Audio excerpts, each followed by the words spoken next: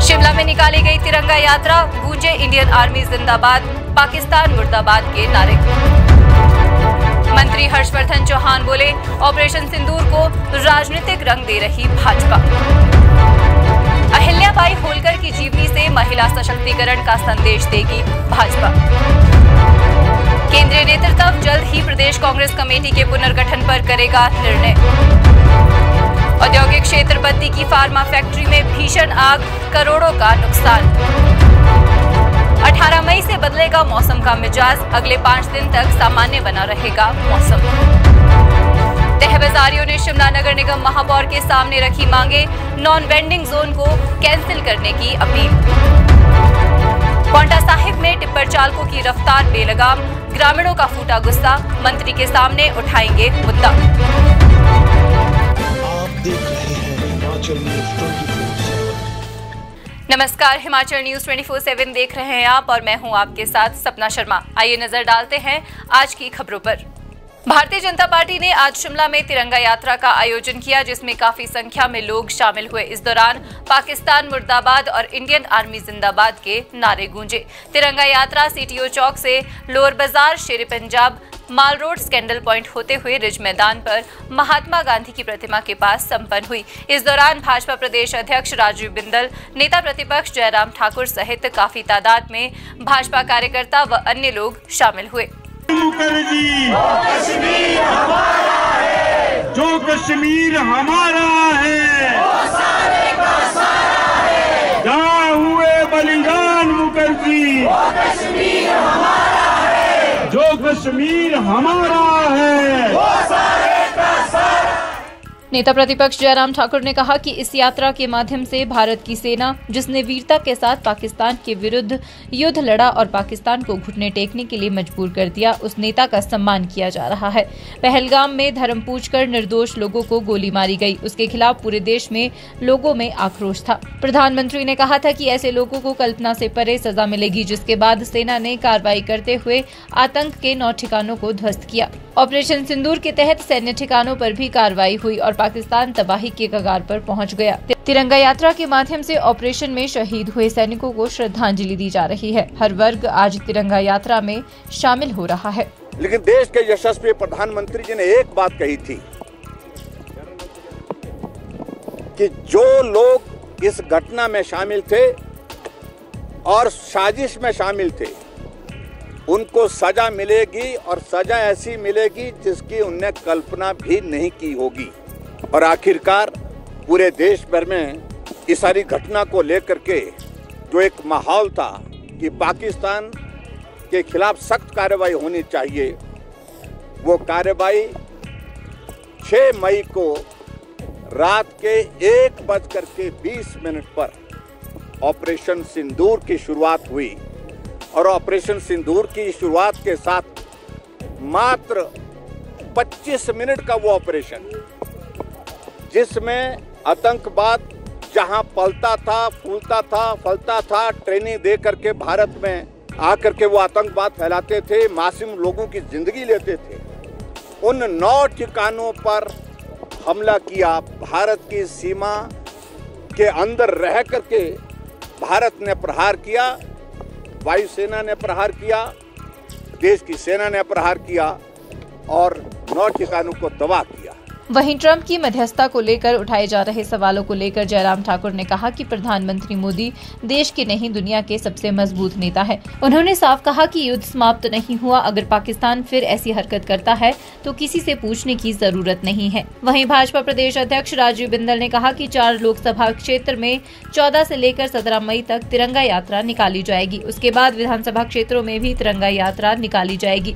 उन्होंने कहा कि यात्रा का लक्ष्य सेना का सम्मान करना है। उन्होंने कहा कि मोदी ने साफ किया है कि आतंकवाद को अब युद्ध की तरह लिया जाएगा। पाकिस्तान जो परमाणु युद्ध की दुहाई देता था, उसे 72 घंटों में घुटनों पर लाया है। इसके लिए प्रधानमंत्री मोदी, सैनिकों और वैज्ञानिकों को बधाई है। भारत पाक तनाव के दौरान भारतीय सेना द्वारा की गई कार्रवाई से पूरा देश गौरवान्वित महसूस कर रहा है। उद्योग मंत्री हर्षवर्धन चौहान ने शिमला में पत्रकारों से बातचीत के दौरान कहा कि सेना द्वारा पाकिस्तान के अंदर आतंकी ठिकानों पर की गई कार्रवाई को पूरे देश ने सराहा है। हर्षवर्धन चौहान ने बताया कि इस मामले को राजनीतिक रंग नहीं देना चाहिए और जल्द ही संसद का सत्र बुलाकर इस विषय पर चर्चा होनी चाहिए। उन्होंने पीएम मोदी से मांग की है कि वे इस मामले पर स्थिति स्पष्ट करे। हमारे हिंदुस्तान और पाकिस्तान के बीच में जो तनाव था ये थोड़ा ईज आउट हुआ है और हम आर्मी की साहस को दाद देते हैं, इनको सलाम करते हैं कि इंडियन आर्मी ने जो है पाकिस्तान को जो है मुंह तोड़ जवाब दिया है और हर हिंदुस्तानी का जो सीना है वो फख्र से जो है वो चौड़ा हुआ है। हमें खुशी है हमारे जो तीनों फोर्सेस हैं, चाहे एयरफोर्स है, चाहे आर्मी है, चाहे नेवी है, इनका बहुत अच्छा प्रदर्शन रहा है और पाकिस्तान में जो मिसाइल्स है, ड्रोन्स है, वो भागे थे, उनको बड़ी बखूबी उसको जो है वो काउंटर करके जो उनको डिफ्यूज़ किया है। बहुत खुशी की बात है।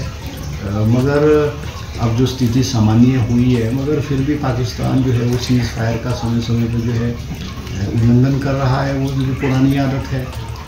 और भारतीय जनता पार्टी जो है इसको जो पॉलिटिकाइज करने की जो कोशिश कर रही है, एक्चुअल तो क्या हुआ क्या नहीं हुआ ये तो समय बताएगा।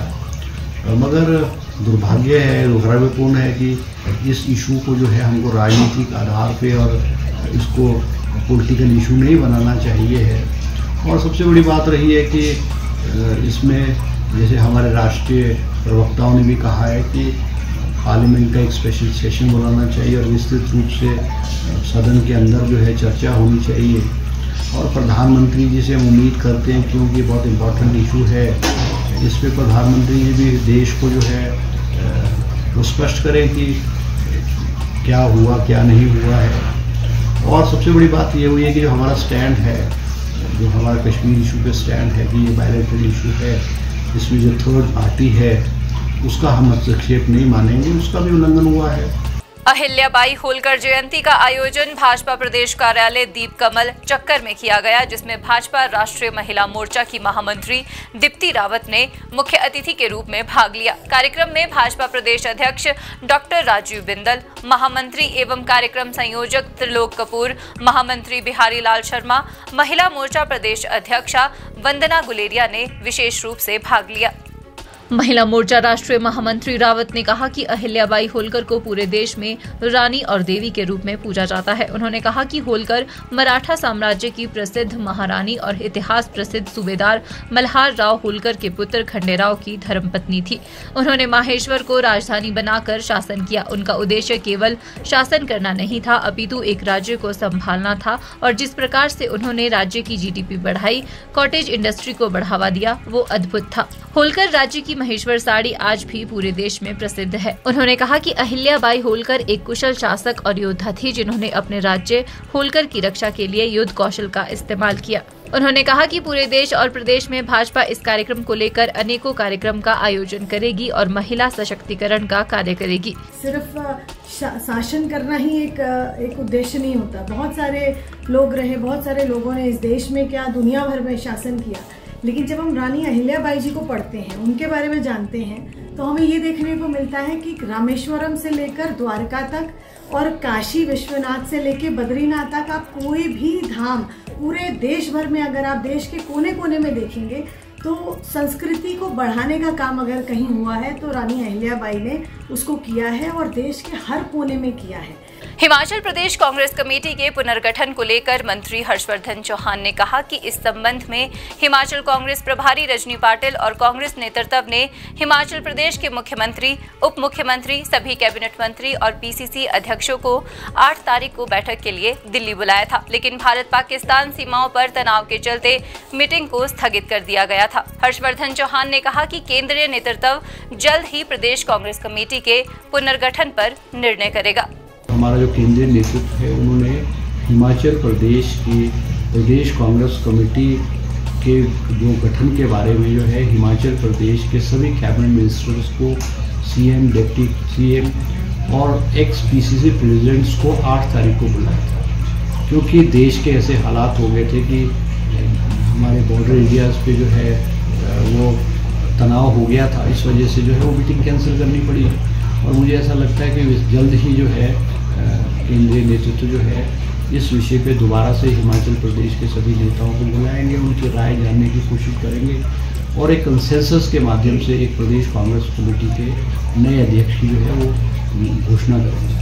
औद्योगिक क्षेत्र बद्दी में एक फार्मा कंपनी में आज अचानक भयंकर आग भड़क उठी। आग इतनी भीषण थी कि इलाके में अफरा तफरी मच गई। ये हादसा अलायंस बायोटेक नाम की एक फार्मा कंपनी में दोपहर के समय हुआ। बताया जा रहा है कि जैसे ही आग लगी, कंपनी में मौजूद कर्मचारियों ने सूझबूझ दिखाई और समय रहते बाहर निकल आए। गनीमत रही कि इस हादसे में कोई जानी नुकसान नहीं हुआ।